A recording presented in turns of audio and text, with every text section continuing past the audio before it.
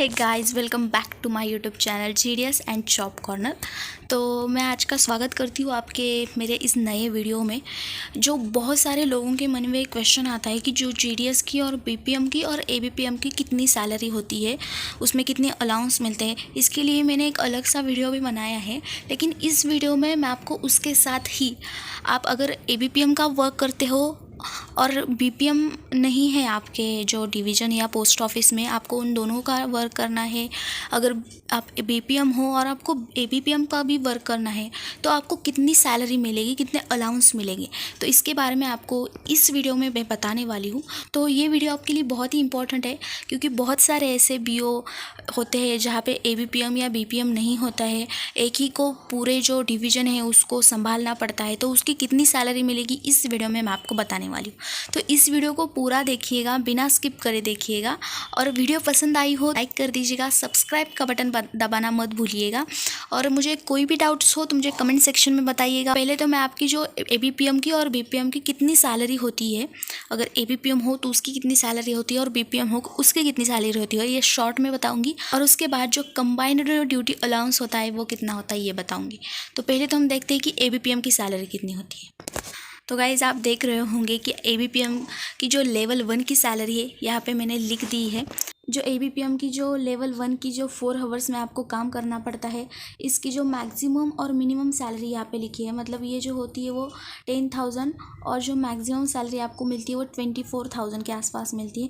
Then आपको D adherence allowance होता है जो 3,400 होता है, और फिक्स्ड स्टेशनरी होती है वो आपकी 25 रुपीज़ को होती है।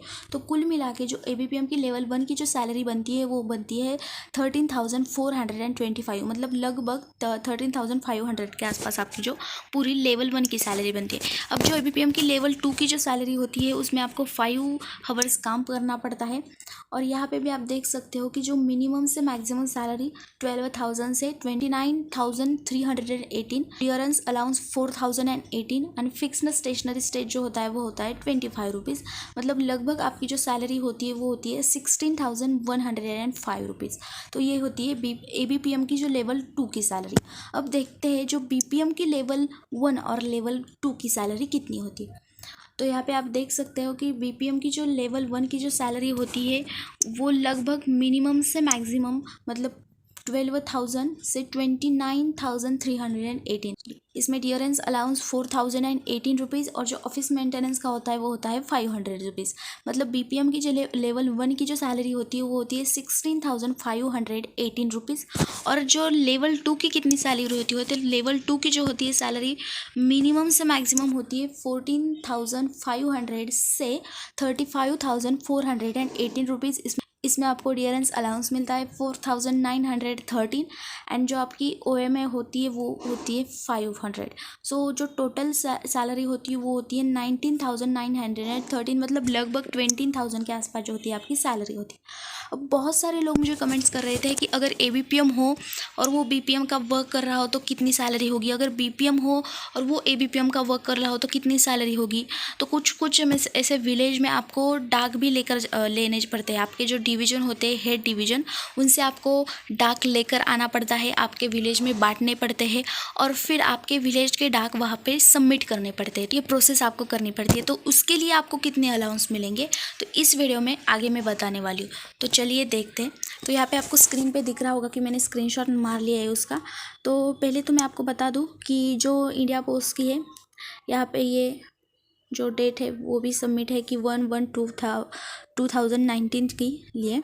यहाँ पे सब्जेक्ट भी लिखा है, और बीपीएम डूइंग डिलीवरी और मेल कन्वेंसर, मतलब अगर बीपीएम डिलीवरी भी कर रहा होगा मेल की या मेल कन्वेंसन, इन दोनों में कोई भी काम कर रहा होगा, तो आपके लिए जो 45 पर डे आपको बनता है। तो इसकी जो मैक्सिमम सैलरी होगी लगभग 1,170 होगी पर मंथ्स की। और अगर बीपीएम ये दोनों काम कर रहा है, जो डिलीवरी का भी प्लस मेल कन्वेंसन का भी, तो इसके लिए आपको जो सैलरी बनती है 19 रुपीज़ पर डे, और जो मैक्सिमम सैलरी बनती है वो होती है 2,314 रुपीज़। अगर आप अपने जो सैलरी में इन दोनों की सैलरी मिलाओगे ना, तो अगर आप जो एक काम कर रहे हो मेल डिलीवरी का या मेल कन्वेंशन का, तो आपकी सैलरी लगभग 17,000 18,000 बन जाएगी। और अगर आप दोनों ये काम कर रहे हो तो आपकी जो सैलरी है वो 19,000 के आसपास बन जाएगी। तो ये थी बीपीएम की जो पूरी सैलरी का स्ट्रक्चर होता है। अब बात करते हैं कि हम एबीपीएम की कैसी सैलरी का स्ट्रक्चर होता है। तो पहले तो अगर एबीपीएम बीपीएम का वर्क कर रहा होगा तो उसे 75 रुपीज़ पर डे मिलेंगे। मतलब जो मैक्सिमम सैलरी होती है वो होती है 1,915 रुपीज़। अगर आप एबीपीएम की सैलरी में अगर ये मिलाओगे तो लगभग आपकी सैलरी 14 या 13,000 के आसपास जाएगी। अगर एबीपीएम है या डाक सेवक है, for additional work of another ABPM and डाक सेवक, मतलब अगर आप एबीपीएम हो और डाक सेवक भी हो, इन दोनों में से कोई भी हो, और अगर आप किसी और एबीपीएम का या डाक सेवक का वर्क कर रहे हो तो आपके लिए जो है वो 45 रुपीज़ पर डे आपको मिलती है। मतलब इसकी जो मैक्सिमम सैलरी बनती है वो 100 एंड 170 बनती है। मतलब लगभग आपकी जो है 12 और 13,000 के आसपास सैलरी जाएगी। तो जो एबीपीएम है और वर्क कर रहे हैं उनकी जो सैलरी होती है वो 14-15,000 के आसपास जाएगी। और अगर बीपीएम हो और ये दोनों वर्क कर रहे होंगे तो इसके लिए आपकी जो सैलरी बनती है वो 19-18,000 के आसपास जाएगी। तो ये था पूरा जो बीपीएम और एबीपीएम की पूरी सैलरी का स्ट्रक्चर। आई होप आपको ये वीडियो पसंद आई हो। अगर पसंद आई हो तो प्लीज़ इस चैनल को सब्सक्राइब कर दीजिएगा, क्योंकि मैं आपके लिए बहुत ही ऐसे इंपॉर्टेंट और अमेजिंग जो है वो इन्फॉर्मेशन ला के रहती हूँ। तो अगर आपने नहीं सब्सक्राइब किया है तो जल्दी से करिएगा। और जो जॉब्स के रिलेटेड जो भी मैं जो अपडेट है वो भी देती हूँ। अगर आपको पार्ट टाइम जॉब भी करना है जो बीपीएम है, एबीपीएम या जीडीएस के साथ, तो वो भी आप कर सको और आपकी इनकम हो बढ़ा सको। तो इसलिए मेरे चैनल को सब्सक्राइब कर दीजिएगा और बाकी वो दोस्तों के साथ भी शेयर कर दीजिएगा, ताकि उनको भी जॉब्स के रिलेटेड थोड़ी बहुत इन्फॉर्मेशन मिले, उनको भी बहुत अच्छी तरह से हेल्प हो। तो मिलते हैं नेक्स्ट वीडियो में, तब तक के लिए stay tune, stay updated. Thank you so much.